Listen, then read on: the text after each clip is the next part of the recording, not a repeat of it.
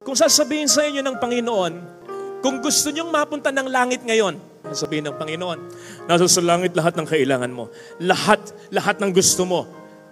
Wala ng karukhaan, wala ng kasalanan, wala ng sakit, buhay na walang hanggan. Lahat ng mga mahal mo sa buhay, isasama ko. Gusto mong mapunta ng langit? Sagot! Very good. Yes, ako rin. Pero paano kung itatanong follow-up question ng Panginoon? Lahat ng gusto mo, lahat ng kailangan mo, lahat, gaya ng sinabi ko, nandito. Pero wala ako. Wala ako. Gusto mo pa rin pumunta ng langit? Huwag natin sana sasabihin, yes Lord, masasaktan ng Diyos. Kasi ibig sabihin nun, ang mahalaga sa iyo, yung ginagawa niya, yung binibigay niya, at hindi siya. Ganun sana ang maging relasyon natin. Siya. Siyang talaga.